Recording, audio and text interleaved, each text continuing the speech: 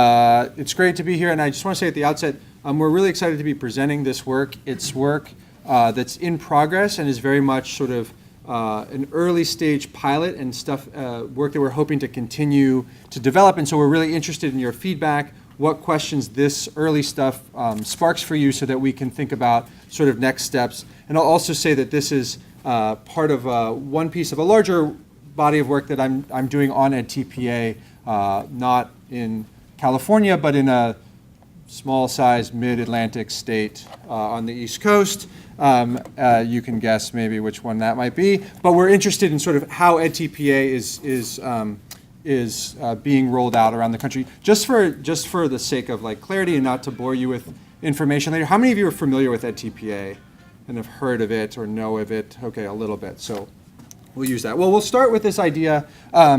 I think it won't be a surprise to anyone in this room to say that inclusion of students with learning disabilities has become basically since the 60s a major focus, or at least a focus of policy at both state and federal level. If you look at just popular press, there's like an increasing series of news articles and just sort of popular attention, in addition to legal regulation and attention to this idea that we should be thinking about and figuring out ways to do more in our schools to include students with learning disabilities. So this is just a sampling of some that we've seen recently, and of course in California, this idea that we need to be thinking about special education. California moves to bring special education students into the fold of mainstream education. So this is something that has received continued attention, and obviously the Supreme Court case in this last term, again thinking about what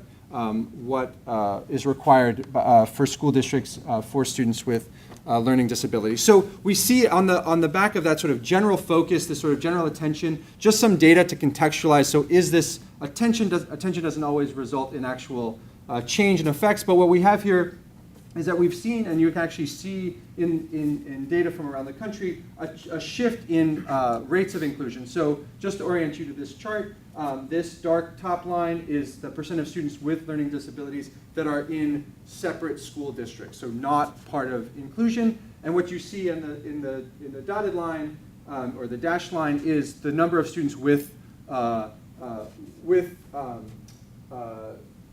learning disabilities, with disabilities. And what you see here is like the total number of students who have been identified with disabilities has increased, but the number that have been in segregated districts has remained the same. So actually what you see here in this chart is an increased rate of inclusion, right? So the total number has gone up, but the number that has been in separate districts or sort of in non-inclusive settings has stayed flat. So good news in terms of and I see the food begins to arrive, so I'll just flag that, and we'll start a slow roll towards that.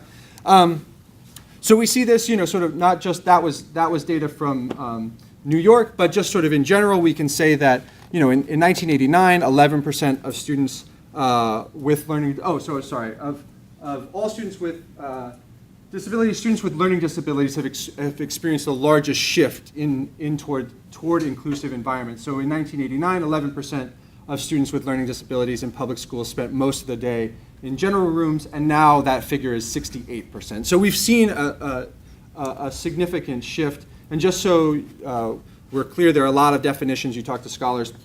When we are talking about learning disabilities, we're using the definition that's in IDEA, just as that's sort of the standard definition that we're using, and we understand that different scholars will have different sort of feelings about particular definitions. But that, just to orient you. Yeah? Just for clarification, so are you talking about students in the SLD disability category, or are you talking about yes specifically? Mm-hmm. Okay. Mm-hmm.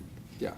So just sort of, that's a sort of a general background feeling. But obviously, even though we're seeing rates of inclusion go up, there are many issues that still sort of linger and concern us, public policy.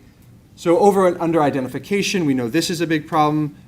If schools are not appropriately assigning services, how can we set up schools, students with disabilities to be more successful in schools? There's obviously the question that is on a lot of people's minds around school choice systems, right? What is the effect of charter schools and schools that claim they don't have resources to deal with students with learning disabilities? And obviously there's the running debate about the extent to which some of these policies allow for skimming of students. So that's obviously an issue. And then obviously we have a general question about accountability and what the orientation of accountability policies should be. What percentage of students should be allowed to be given alternative metrics, in AYP and things. And then obviously this is the question, the last one, this issue of instruction is the one that we're concerned with today, though we want to flag sort of all of these lingering issues. Are general education teachers receiving appropriate professional development to instruct students with learning disabilities in their classrooms? And that's the question that we want to sort of take up today and really think about. Related to this, part of the knock-on effect of a push in public policy towards more inclusion is that teachers who are in general education classrooms now hold more responsibility than ever before in terms of creating learning environments in which those students can be successful. So we know that federal policy has said that students with learning disabilities are expected to master the same material, and the ESSA has continued this idea that only 1% of students with disabilities can take alternative assessments. So as a matter of federal policy, we know that an increasing burden is going to be placed on general education teachers to create environments in which students can be successful. So this means not just a matter of teachers in classrooms, but really if you think about the pipeline here, it means that the teacher preparation programs bear more responsibility when they're training their general education teachers to think about how they can prep their general education teachers. I know, at least at the institution I work at, traditionally the special ed credentialing happened very separately from other teacher credentialing. And so part of what we're seeing as a push to inclusion is trying to figure out how our teacher education programs going to respond to the new demands of state and federal policy. So programs must ensure that general education teacher candidates receive appropriate training to instruct all students, and this obviously coincides with, and this is what this last point is what we're going to pick up today. On the back of this, if you know something about teacher policy over the last decade or 2 decades, really, there's been a big push to up the level of up the rigor of teacher credentialing standards. So the question is, how does the confluence of the increase in efforts to raise the bar on teacher credentialing coincide with these efforts of the increased responsibility of general education teachers to educate students with learning disabilities and have them in inclusive classrooms? So how does this all come together? And really the question that we had is, many states, and this, I'm jumping a slide, but many states have adopted this new teacher credentialing certification called edTPA. So TPA stands for Teacher Performance Assessment, and California, if you're familiar with the PACT, edTPA is an extension of the ideas that are contained in the PACT. And the basic concept is that rather than just have a praxis, which is the sort of multiple choice measure of readiness, the idea of edTPA is that we're going to have a performance assessment that involves student teachers recording lessons, collecting artifacts, and then writing a series of reflections on those artifacts on their teaching, and that those then get scored nationally by standard rubrics, and that through this we're going to raise the level of the difficulty. Now this is, I want to be clear, because usually when I talk about edTPA, it often sparks strong feelings. This is a cartoon that was running around the internet, thanks to Diane Ravitch's blog, sort of presenting a dark picture of edTPA. I want to say we're not going to debate the merits of edTPA. We're going to accept that it's a matter of public policy, and that many states, 700 teacher education programs in 40 states are currently using edTPA, either as a graduation requirement or because it's a state licensure requirement. So, for example, yes?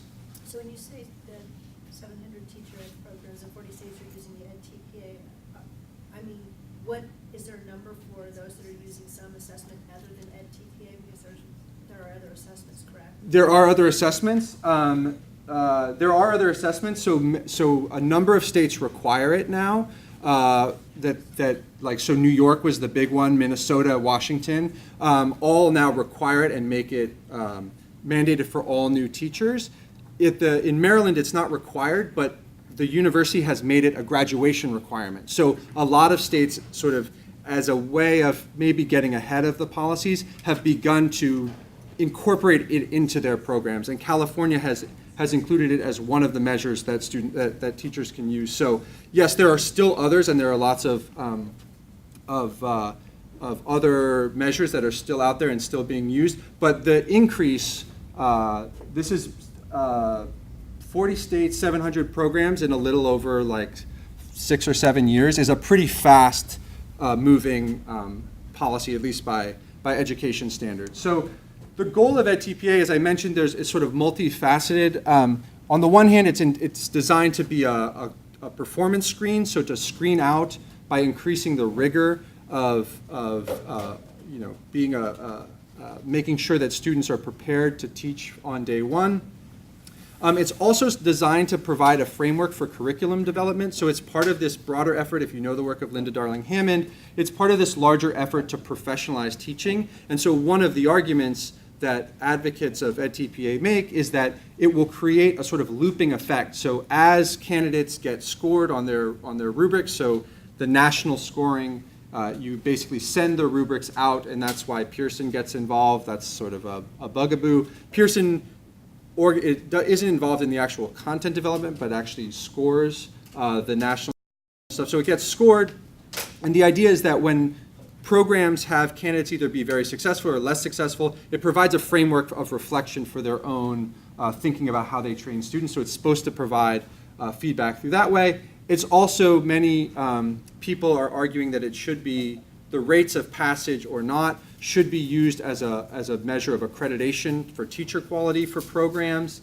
And obviously the idea is that if you create a framework that teachers are going to think through their practice and their development as professionals, that it can facilitate the process of induction or process of professionalization throughout the career. So it has a multifaceted frame. That's what people who would advocate for edTPA would argue, that it's going to affect teacher education policy on all of these levels.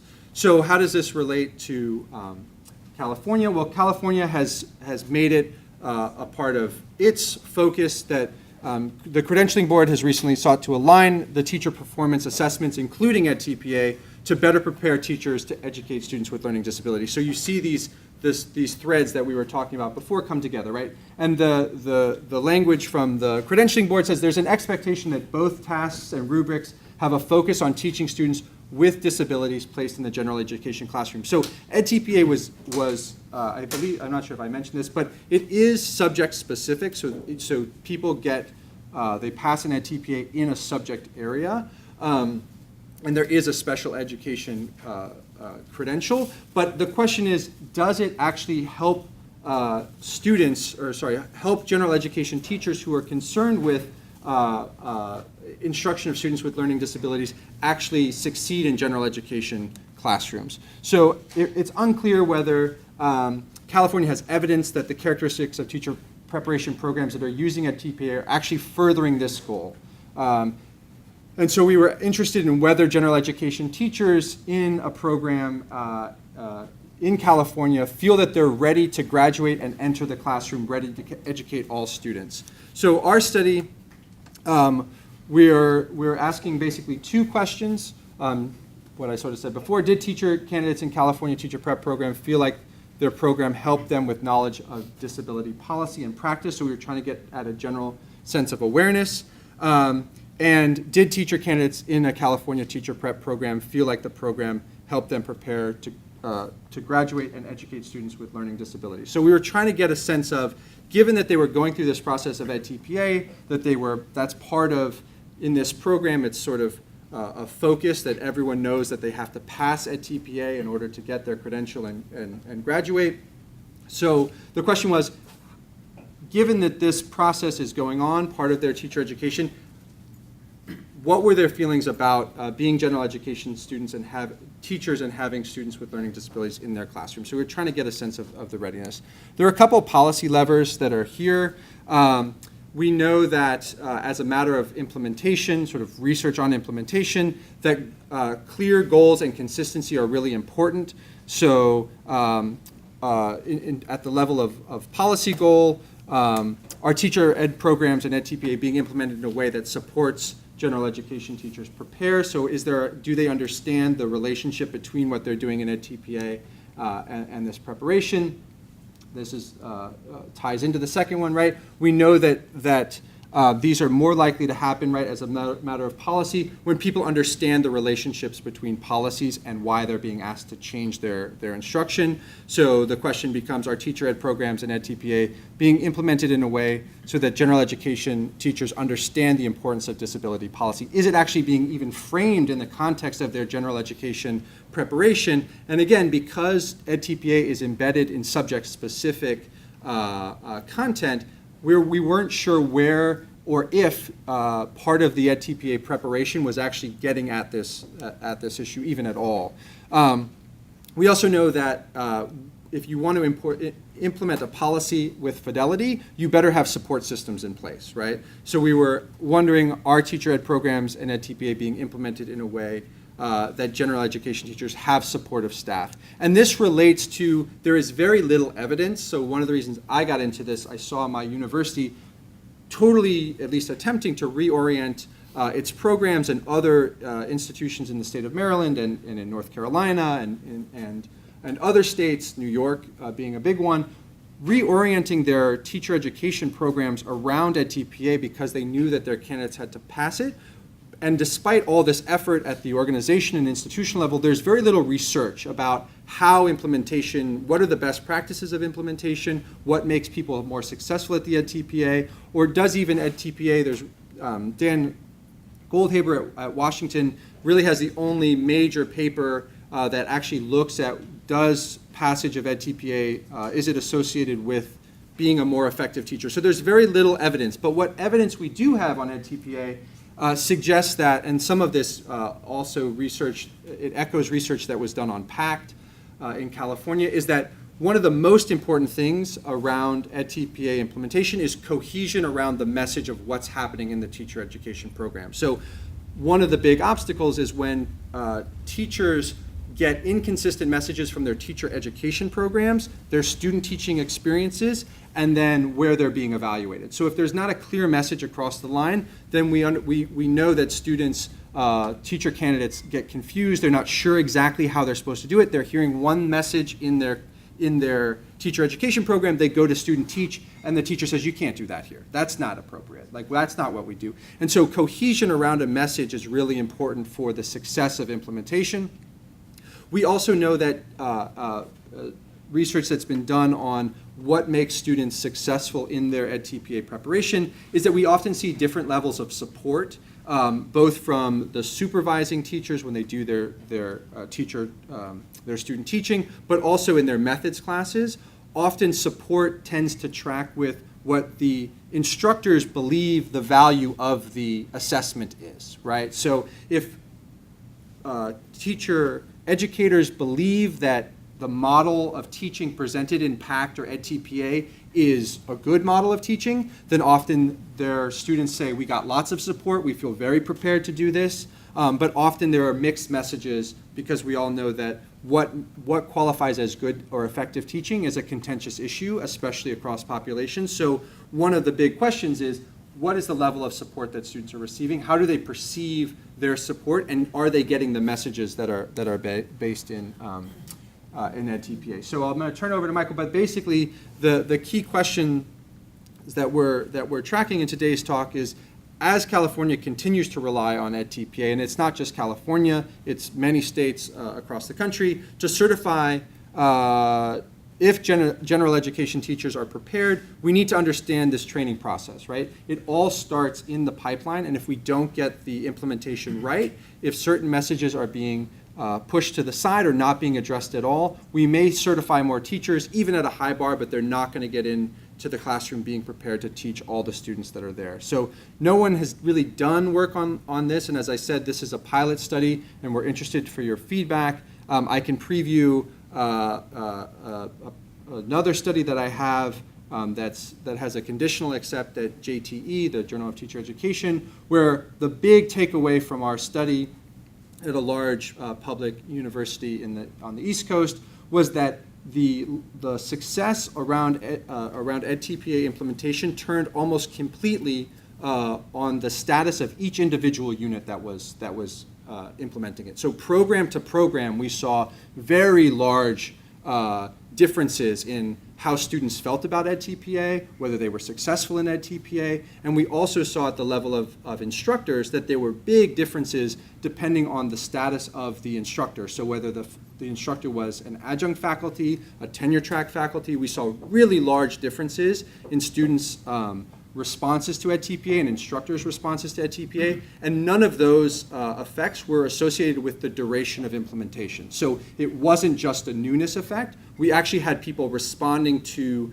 the edTPA and what it was asking both instructors and students to learn. We saw really large variations, and so part of the genesis of this study was to see whether that would carry over when we were looking at general education teachers, and specifically with their responses to students with learning disabilities in their classroom. So trying to drive our knowledge of edTPA forward. So that's sort of the background for our stuff, and then I will let Michael talk us through the method and what we found.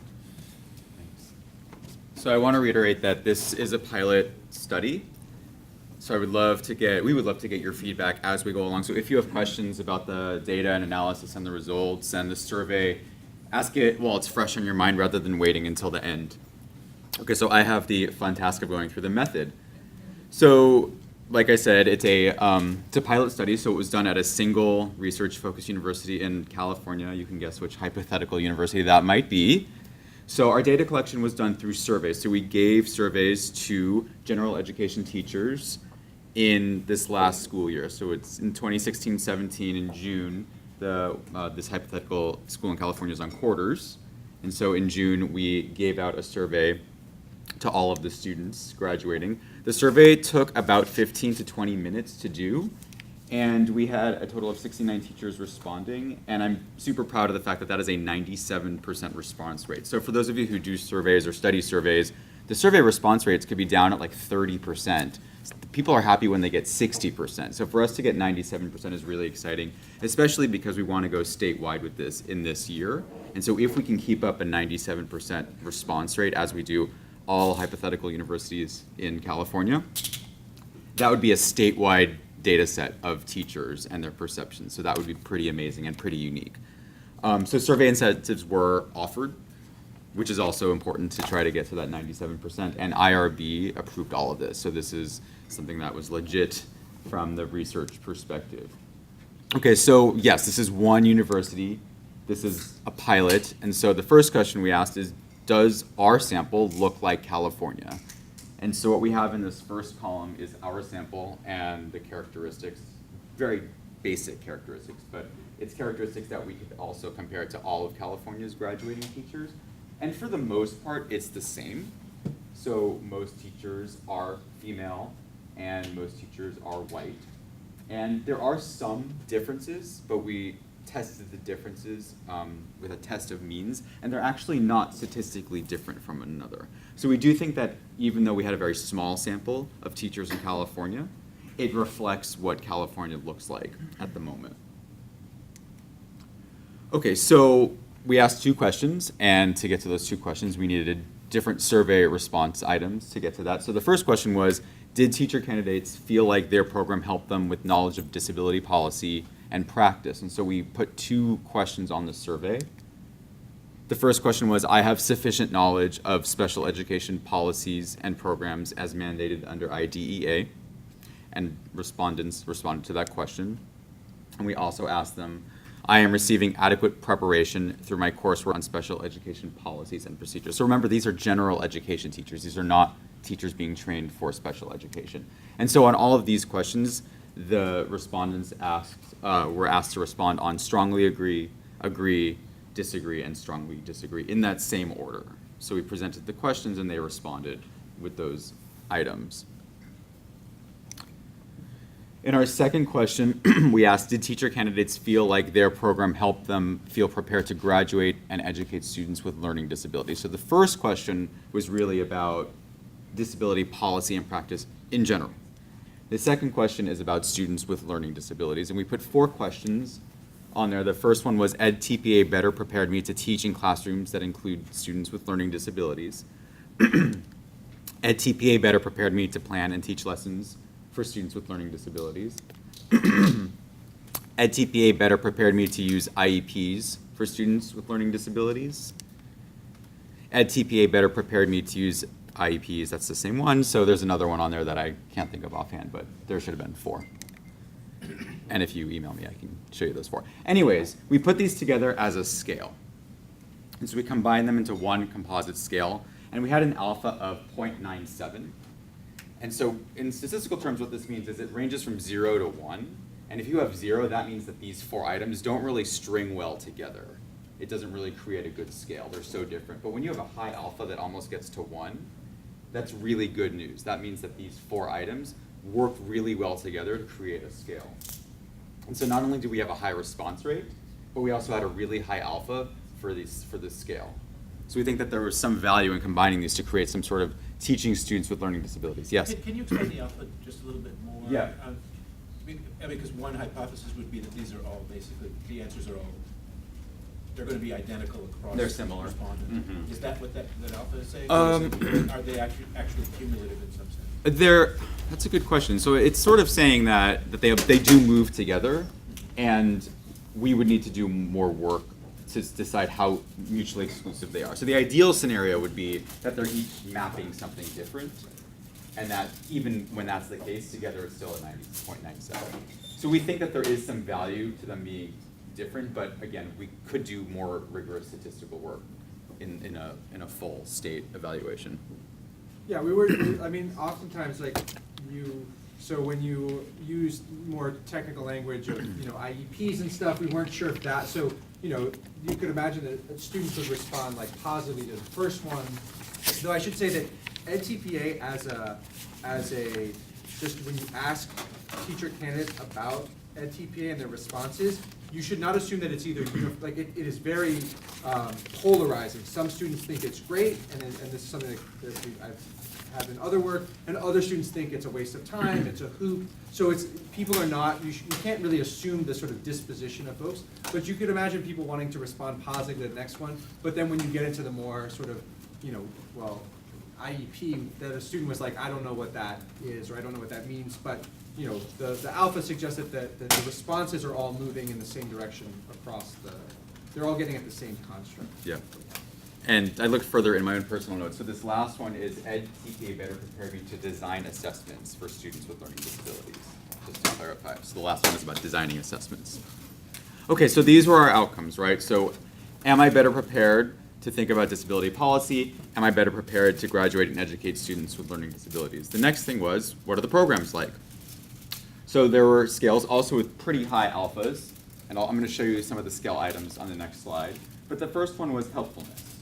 So the idea was that candidates viewed preparation for edTPA as useful for becoming a teacher. That's sort of the summary of all of the survey questions. That's what this one stood for.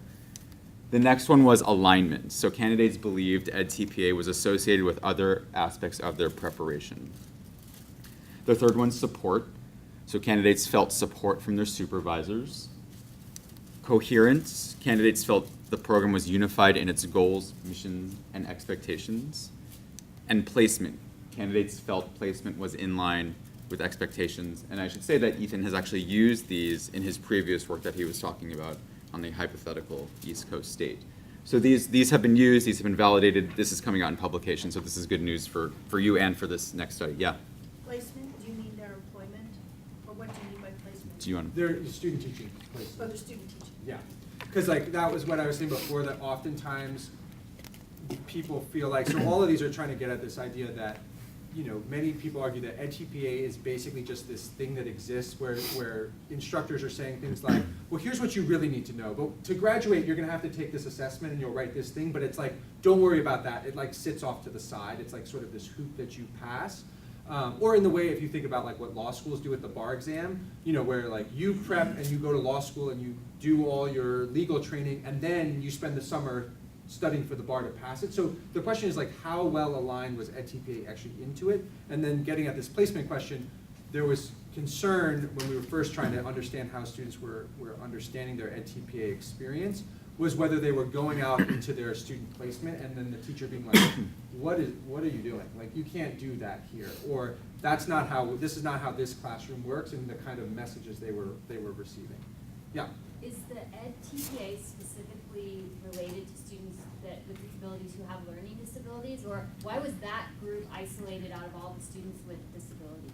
So the reason for that was students with learning disabilities are the most included in general education classrooms out of all disability Okay, groups. so that's why you targeted. That's why we focus Yeah. on them. That's right. That's But right. edTPA is not designed with any particular student in mind. The design is around what a teacher in a specific subject needs to know to be a good, or be able to do to be a good teacher. So it's sort of learner neutral, and one of the questions is that sort of neutrality actually disadvantaging, or not really preparing? Not meeting the needs of this Yes. group, or assessing whether it meets the needs of this group. Yeah, right, and not preparing teachers to really think about not just like generic student, but actually students with a special need. Okay.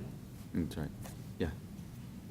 I'm wondering if any consideration has been taken into the revised TPAs in California, which are asking teachers in preparation programs to focus more intently on focused students, which may be students with disabilities. We haven't. You know the California context better than I do. We haven't done that, but I would love to talk more about that. As we go forward and do this statewide. Okay. Yeah, that'd be great. Something to think about. Okay, so I want to talk more about these scales in a little more detail and just give you some examples of what the questions looks like, because these are new scales and this is new work that you've done that we're using. So this is small font, I know, and I'm just going to pick out a few of the examples of what the items look like on the survey. So for helpfulness, it was questions like edTPA helped me connect ideas across my teacher preparation. edTPA better prepared me to teach diverse students. edTPA provided an opportunity to reflect upon my own teaching practice, as an example. So next was that scale of alignment. So within that, the questions are like, I had the support needed to complete edTPA successfully, mentioned edTPA course discussions, were helpful in supporting my completion of edTPA. The next scale was supervisor support. So my supervisor gave me useful feedback on my teaching. My supervisor was available to talk with me when I had questions or concerns about teaching. My supervisor observed me on a regular basis. My supervisor provided useful feedback on components of my edTPA. So these were all questions that were in the survey that we gave out and that you had given out in your previous study. Coherence. My program articulates a clear vision of teaching and learning. I hear similar views about teaching and learning across courses. What I learn in methods courses reflects what I observe in my student teaching placement, and the criteria by which I'm evaluated as a student teacher are consistent with what I am taught in my methods courses. And then finally is placement, which we touched on a little bit with a question, but student teaching placement consistent with your career teaching plans in terms of students' academic performance, in terms of students' race, ethnicity, in terms of students' socioeconomic status. So these were a great bunch of questions that were asked to teachers. In addition to those questions, we also asked about teacher characteristics. So we asked about gender, race, their undergrad GPA, parents' education, whether they attended a public or private high school, K-12, and whether they're pursuing an elementary or secondary degree. So we got some basic background and demographic characteristics on the teachers. If you can think of other stuff that we could ask as we go forward with doing this again this year, think of that and come back to us maybe in the Q&A. But we're always curious to put as many variables as we can that make sense in our models. Okay, so putting it all together. So the outcomes we had were the policies and procedure knowledge. That was the first question on the first slide. Adequate preparation, that was the second question. And then we had the learning disabilities scale. So do I feel prepared to teach kids with learning disabilities? And then we had our candidate characteristics, which the first bunch looks like teacher candidates in California. And then we have the other characteristics I just mentioned. And then we had these scales. So these were all of the variables that we had in our analysis. And I'm an economist, so I'm a huge nerd for formulas, but I promise this is the only formula. So our outcome for teacher candidate I is a function of the program characteristics, PI, background characteristics, BI, and elementary versus secondary credentials. So we wanted to control for the fact that some teachers are getting an elementary credential and some teachers are getting a secondary credential. And then we had our findings. So we used that model, we used all those variables we collected to look at the findings. So again, this is going to be a very small table. It's hard to put big tables into, it's a small font table, it's hard to put big tables. So I apologize. Okay, so the first thing we looked at were the background characteristics, right? So race, gender, the background of their academic background, whether or not they attend a private school. And if you see, what we're looking for when we run these kind of models are stars, right? So stars are good things. It means that we're predicting some sort of statistically significant relationship. But if you look at just this first block, and this is going to come up again in other tables, there aren't really that many stars. So these background characteristics aren't really predicting how teachers feel about disability policy or whether or not they have adequate preparation for policies within their specific school. So one concern that we had when we went into this was, well, maybe it was just students who went to private school who have more knowledge, or teacher candidates who went to private school have more knowledge. And then that wouldn't really be helpful because that would mean that a lot of the stuff going on in the program wouldn't be predicting. So it might just be that everyone who went to private school, if that makes sense. But the fact that we're not really seeing any patterns here means that it's not a specific teacher coming into the program that feels a certain way. So that's good news for us, I think. The other good news is that there was a consistency with one of the qualities of preparation, in particular program coherence. So coherence was significant across both of these models. So candidates who perceived a consistent vision in their program also felt that they had sufficient knowledge of IDEA and preparation for special ed policies in their school. The next question was about working with students with learning disabilities. So again, small table, but I'll walk you through it. In this case, there weren't any stars at all in terms of background characteristics. So we ran one model where we just had the background characteristics. The second model has the background characteristics, and we put in elementary versus secondary credential. And then background characteristics, credential, and program characteristics. But if you look at this top part again, we interpret this as good news, that your background is not predicting how you feel about educating students with learning disabilities. That to us signals that there might be some policy lever in the quality of the preparation of their program. And what we see is that what's statistically significant is the helpfulness of edTPA. So candidates who believed edTPA was helpful in becoming a teacher also felt more prepared to work with students with learning disabilities. But this was a scale, if you remember. So we were interested, well, what does it look like across those 4 questions that made up the scale? So all we did was we took this last column, which had all of our variables, and we broke it up into 4 models that had those individual items as the outcome. And what we see, no background characteristics mattered again. So nothing in the background predicted how teacher candidates felt about being prepared to educate students with learning disabilities. And what we also see, if you look right above this yellow box, is that same helpfulness from before is statistically significant in every model. So if, as we continue exploring, we are picking something up that's mutually exclusive in each of those questions, then this is pretty neat. That what we see is a statistically significant effect of helpfulness across different items and at relatively the same size. So there might be something there with regards to helpfulness of edTPA. So given that, there are yes, let me go back. So, let me just ask a question. Yes. So what was the title of your survey? I mean, when the students got the survey, because, Yeah. If it was, edTPA helps, with students with learning disabilities, and then you ask them, was this helpful? Yeah. That's the only question that they answer yes to. So I'm just curious how you presented the survey to them and whether that sort of put a heavy thumb on the scale in favor of So edTPA. I don't know what it's titled, but these we sort of hid in this survey. It was just one section, like I think it was called like section B1 or something, that had the questions on students with learning disabilities, and then it went back to background characteristics, and then so it wasn't a survey. But what is it titled? I think it was. I don't remember what the title of it was, but it was basically presented as, we want to get your sense of, given that you're at the end of your program, how did you feel about your experience with edTPA? And so it wasn't framed in any way around students with learning disabilities. It was really framed around like, okay, edTPA is part of your program. We are looking for your thoughts on how this was related.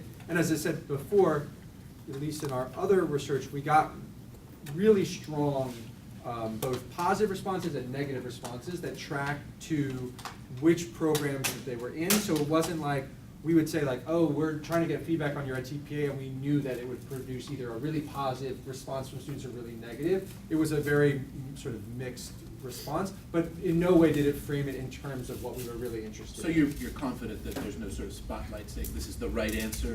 And No, I mean, I think you're hinting at another potential concern, and I'd be curious if people have ways to, where people, there's like a socially positive response, like if you ask, are you prepared to teach a category of students, that people might not be candid, though, you know, based on my prior work, students were not shy about saying, I didn't think edTPA was helpful for anything. So, you know, it's hard to know whether they were, when you're dealing with students with learning disabilities, it's possible they were responding to what they considered the appropriate or right answer, which is a concern that we have to think about as we roll it out further. On the other hand, there's some research, this isn't studied a lot, and not at all with edTPA, where teachers say, I am not prepared to educate students with disabilities in my classroom. Particularly, I think this work was done around emotional and behavioral disabilities.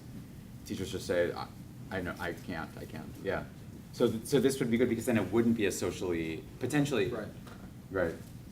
It's a latent concern. I think Yes, it's definitely- for sure. it's definitely there. Okay, so some quick implications. So this sort of sums up what we've been talking about, but this really does chart new territory, and we're really excited about this pilot. We're really excited about taking this statewide because there isn't really much known, like I just said, about teacher prep programs and teachers' perceptions in general, and then about educating students with learning disabilities or educating other students with disabilities. We haven't looked at the other groups. But we think this is important, like we were saying in the beginning, because of the changing landscape of general education classrooms, and in particular in California, where the goal is ensuring that teachers are prepared to educate students with and without disabilities. And so prior to this study, in California and other states just assumed that there was alignment with the goals, but there's no evidence to back up any of these claims. And so this is a plug for us, I guess, but we need more work in this area. We need to explore this in other universities. We think we should also explore this with other disability groups as a different study. Can I say something? Yes. Is there thought to going, it would seem to me that there might be a different perception as I've just graduated from my teaching program, that I think I'm prepared, and then, 1 to 2 years after I've been in the classroom, that Yes. actually was not the case. Yes, I would love to do that. I think the problem from a research perspective is they don't really do a good job tracking Yeah, the teachers. If you wanna help us track the teachers into the classroom, so right now, we're in talks with a state that actually has a pretty good data system that actually allows us to track. The state is about to make edTPA required for all teacher candidates, and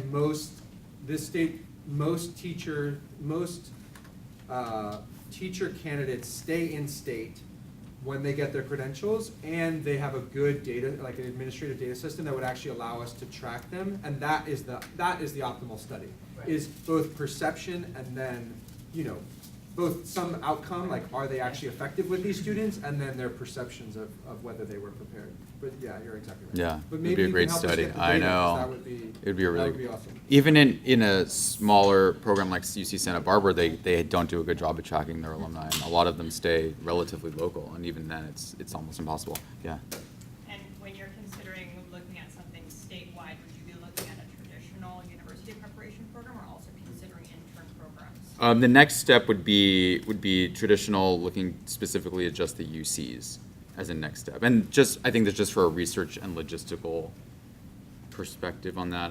Just the surveys themselves are expensive to do and the time, but yes, I mean, eventually this would be an amazing thing to just have this massive statewide data set that would be unique in just the research and scholarship world, and then just unique in the policy world, that no one else would have a data set like that. It'd be pretty incredible.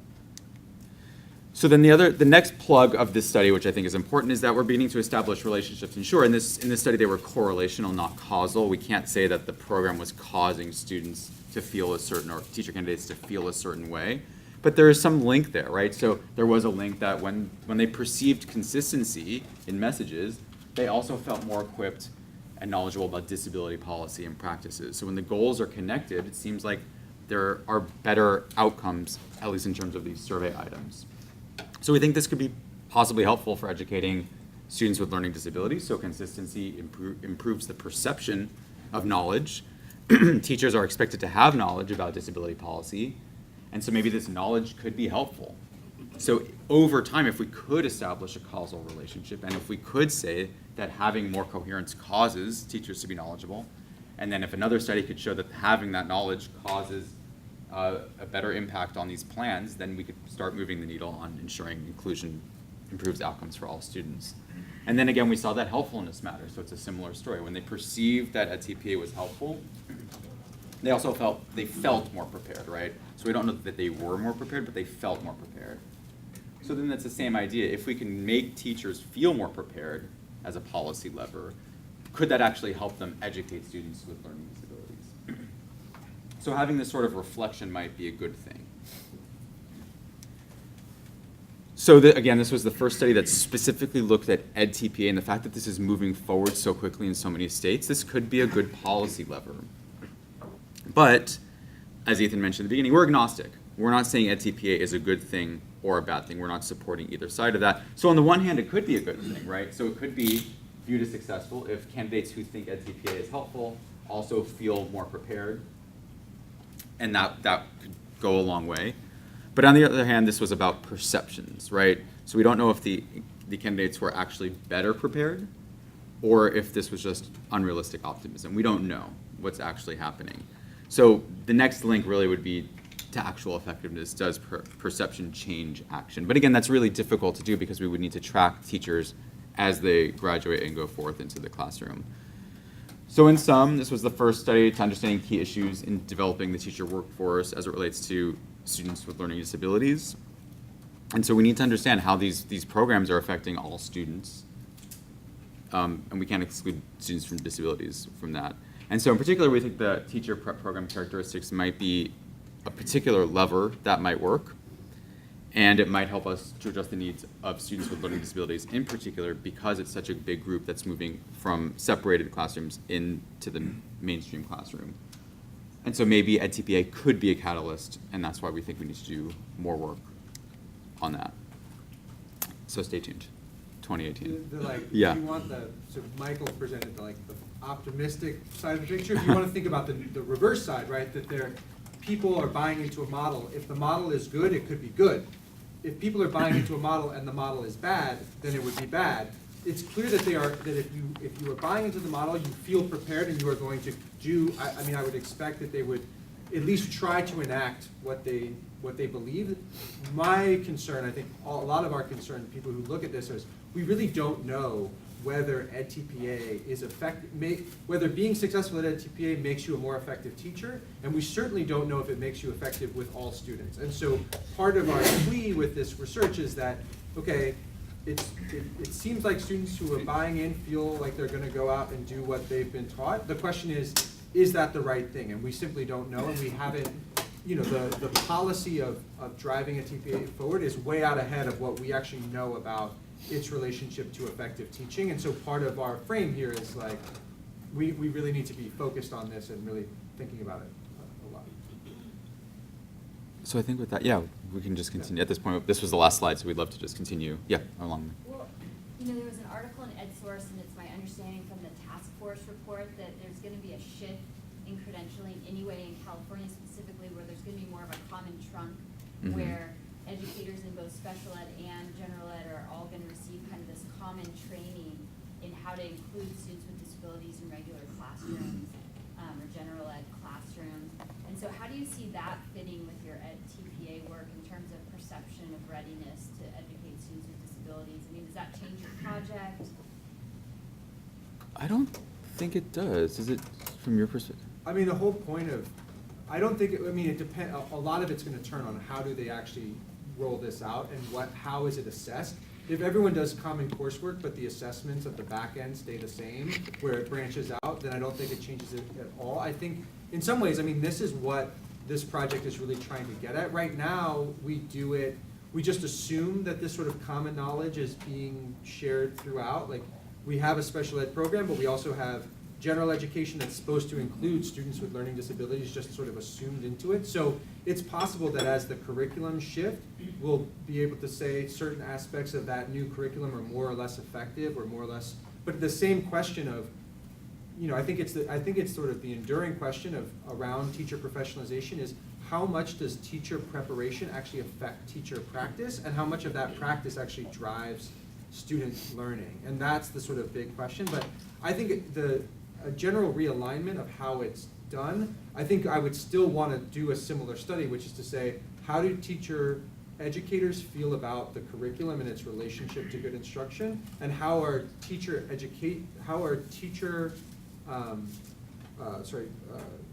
prospective teachers, student teachers feel about their curriculum? Because there's some literature that says teachers basically just revert to whatever they think is good teaching, or what they've observed is their own experience with instruction, and that teacher preparation actually has no effect on what teachers do in the classroom. I mean, yeah, right. So that's the question. In that case, part of what we're trying to get at here is we've realigned our teacher education curriculum around edTPA, so are teacher educators even buying into it as like a framework, A wondering I have about what you're sharing in your research is it pointing towards shining more light on program design for teacher preparation programs, not just around curriculum instruction or the content of what pre-service teachers are experiencing, yet also how informed are field supervisors and master teachers in the elements of the edTPA or CalTPA, whichever assessment is being used, and where's that alignment? Yeah, so that's exactly what we did in the other study we mentioned, where here we only were able to survey the teacher candidates.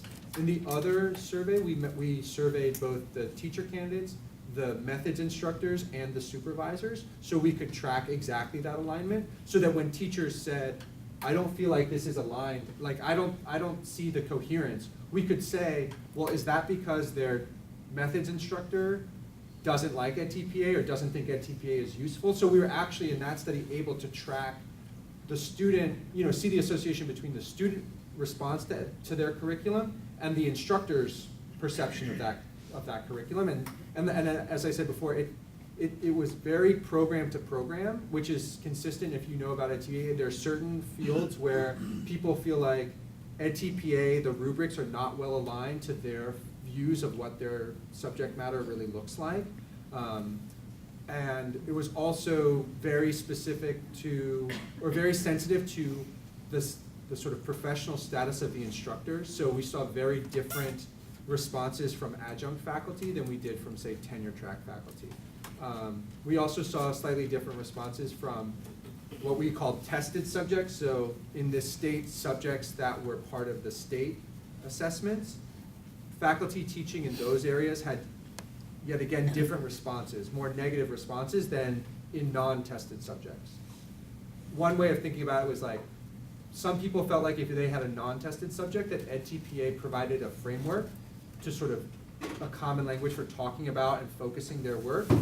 In tested subjects, people felt like it was a distraction from like focusing on what was being assessed, essentially. That's the shorthand. But I'm happy to, I can send you that. It might help think about this issue of alignment. Mm-hmm. Yeah. I'm just curious, who's funding these studies? So this one was funded by an internal UC grant.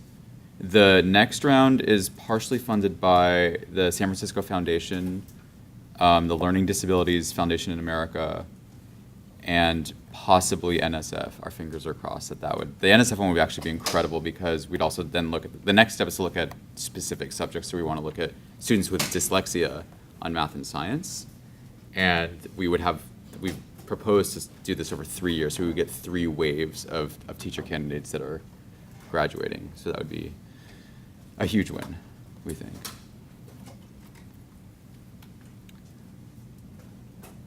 So then I will, yes? So, I've asked too many questions, but No, please. So I'm just, and I am not expert in this area at all, but could you piggyback some of these questions on surveys of current teachers?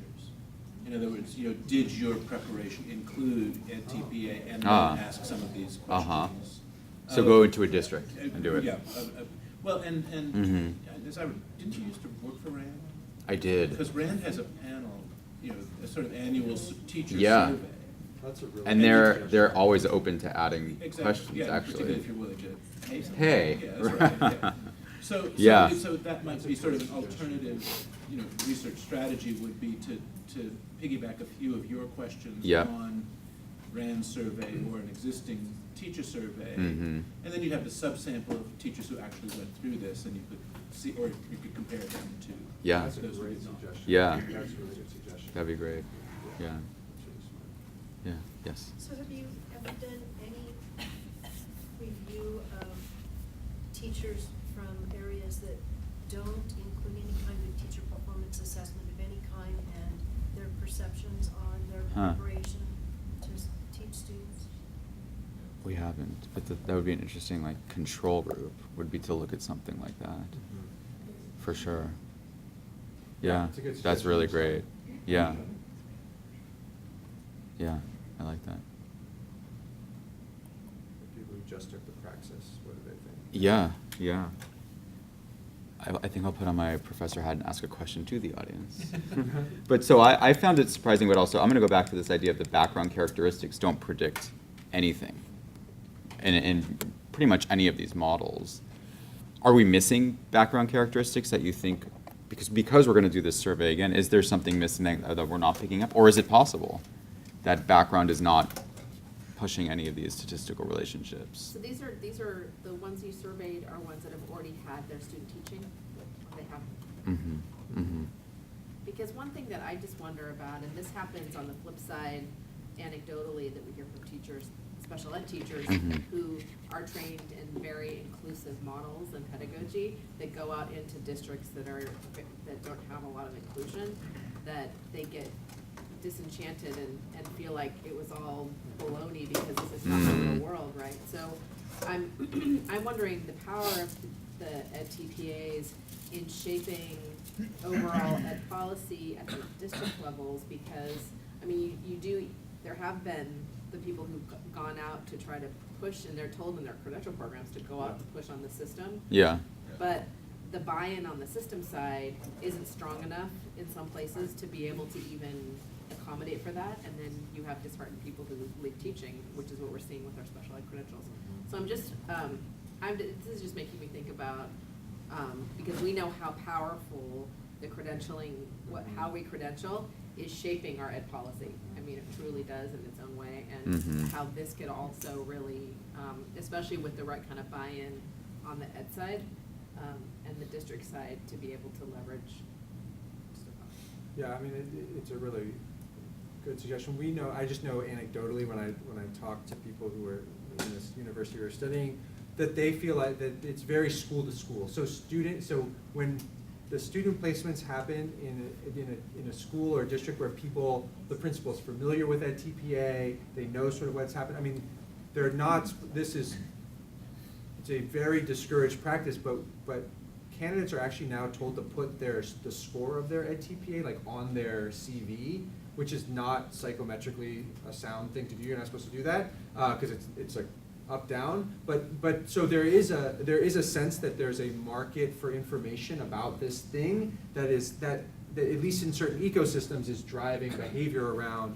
People want not just someone who passed, but like, did you get a high? So there is this sense of like, it's going to move through sort of certain channels faster than others, depending on sort of people's perception of what this thing is. But it's in pockets, at least in this state right now. But you can imagine. I mean, I'd be curious what in a couple of years, like in New York, where it's been mandated across the board, how that looks Mhm. versus But if one thing is to, like, one of the elements is to showcase that you can co-plan and co-design a universally designed lesson, for example. Yeah. And you go to a district that's really not Doesn't doing care, that, yeah. then, Yeah. Yep. Yeah. Which is, I mean, that's why we had that series of Yeah. questions, because we were hearing anecdotally and students experience it for sure, Yeah. For sure. Question, other here, is that other race other than Asian or Hispanic? Yes. So that includes white, black, multiracial. It includes black and multiracial. So the group left out is our reference Oh, group okay. is white. Yeah. Okay. Yeah. Got it.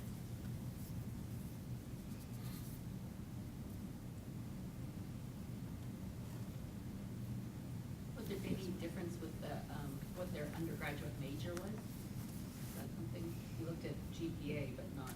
But not major. I can't. We must have asked major, right? I don't know. I don't- remember yeah. Off the top of my head. It's a good question, especially with, if you look at subject specific, if we go not to just general education, but, people getting a math credential who majored both like in or not, majored in a STEM field or not a STEM field, or Yeah. minored in a STEM field and not a STEM Yeah. field, because I guess now the law has changed, you can major in education again, so. But Yeah. yeah, it's a good, I don't know, I don't think I think we just went, I think because it was a small sample, we were also a little worried about like slicing things a little thin, but. But we could, yeah. Yeah, asking As- undergraduate major is a good Yeah. suggestion. Yes, yes. For university supervisor support, was there any examination done on like interviewing those supervisors and their knowledge and familiarity with edTPAs? So not in this project, but you did that in the non-disability specific Yeah, project. so the earlier study we did, and in this, in truth, we were trying to just, the semester was ending and we wanted to capture the students before we couldn't find them anymore as they went off to teach. But in our other study, we did a survey and then follow-up interviews with basically a 10% sample of all the respondents from each level. So we have qualitative interviews with the teacher candidates, the methods instructors, and the supervisors. So we have a sense, we could actually poke and get a sense of what was behind their feelings of helpfulness or their feelings around program coherence. There's a lot of concern among teacher educators about the sort of conflation of the role of evaluator of edTPA. So not all states do national scoring, they don't send it off. So at this university, the edTPAs are actually scored locally. And so the conflation of both the instructor and evaluator, a lot of students expressed and a lot of instructors expressed uncertainty around, if a student asks me a question, am I allowed to answer? How much, if I give a practice assignment, or no, an assignment that looks suspiciously like the actual question on the edTPA, is that good instruction? Is that cheating? So there's a lot of sort of concern about the sort of moving together of like both teacher preparation, but then also this sort of evaluative component. And teacher educators were quick to point out that like in law schools and medical schools, that evaluation happens at a good arm distance from the actual like law school or medical school. Like the boards are a separate thing. And so one of the things that people talked about and supervisors talked about as well, because the video, the sort of core content of the edTPA is a video of a lesson that the students are doing. And so one of the questions is like, how much can supervisors help in the sort of suggesting what lesson might be good for an edTPA video and that kind. So it implicates sort of everyone involved, and so that's what we were interested in the qualitative interviews. Can you go back to some of the questions that you asked about the IEP, whether they were prepared, the teachers were prepared to work with students? Yes, with the last one being design assessments. So, just for me, the question about better prepared me to use IEPs for students with learning disabilities is an awkward question. Okay. And the reason is because to me, I want to know if they feel prepared to differentiate instruction for a diverse set of learners with learning disabilities. Not because the IEP is so much broader than that, and I think understanding that piece for this particular population that you're targeting would be more helpful for me to understand whether they truly felt prepared, because you could answer that question so many ways. Yeah. I mean, I Yes. don't know if you thought through that. Yes, it's actually what I should have shown. I was thinking this, as I was mentioning the dyslexia proposal was, I should show you we have like 15, 20 questions when we think about dyslexia that is much more differentiated than this, and I will happily share them with you. Yeah, but Yeah, we have I'm like not a- totally, yeah. we're trying to think about ways where we wouldn't tip our hand too much, about what the right answer would be, and then also sort of get a sense of like their awareness around these issues. But I like this idea of asking specifically about like preparation on differentiated instruction. Yep. That's a good. So one example, I think I'm just going off memory, is like edTPA better prepared me to co-instruct alongside a special education teacher to help students. In that case, the example is with dyslexia in math and science. So we do get much more specific in this proposal that we have out. Yeah, yeah, if you have suggestions about how best to sort of frame these questions about like what, yeah, it's really hard, because a lot of questions that you would want to ask, the answer becomes very obvious, like, you know, about what the right answer is, and we were really just trying to think about, we thought it was plausible that they might not even know, like, that a general education a teacher in a general education program might not even really know what IDEA was, or, you know, kind of vaguely, or I don't know. It's thinking Yeah. about what the right set of questions would be, I think is a good ongoing challenge. Yeah, I agree. Yes, yes. At the beginning of this question, what's the first thing they say? In the survey? Yeah. Is it the demographics? Is that to warm them up? We ask them. Yeah, I'm pretty sure it's all demographic. Oh, so you're asking them about who they are? Yes. Yes. Well, I'm not even sure I'm in the right room really, but I do have a concern that, and especially when you started talking about what the right answer is, it kind of freaked me out. Why isn't there a overall paragraph saying about inclusion, since inclusion is now the policy of our state or our government, we are doing the following, as opposed to just kind of trying to get people to do it without realizing it's a policy choice, and there are some issues with it. Differentiated instruction, same thing, it's a policy choice. You want So that I'm at the just front of the wondering. survey?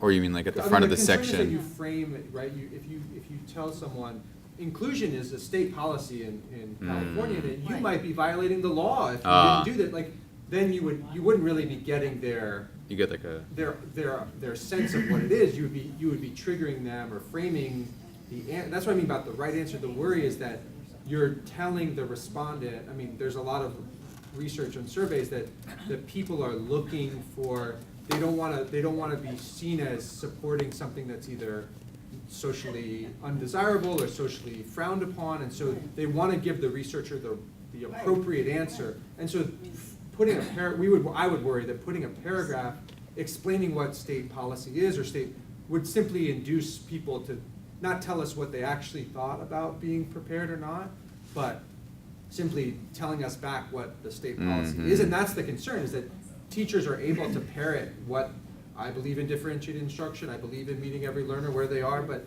when you actually look at what they're doing, are they actually fulfilling that policy? And I Well, don't- but we've heard from a lot of teachers that they admittedly tell us that they are not prepared. Well, that's Yes, right. yes. So I haven't sensed that they're afraid or feel shameful to tell, Hmm. but they're really saying, we would like more training on this, and I wish I would have had more.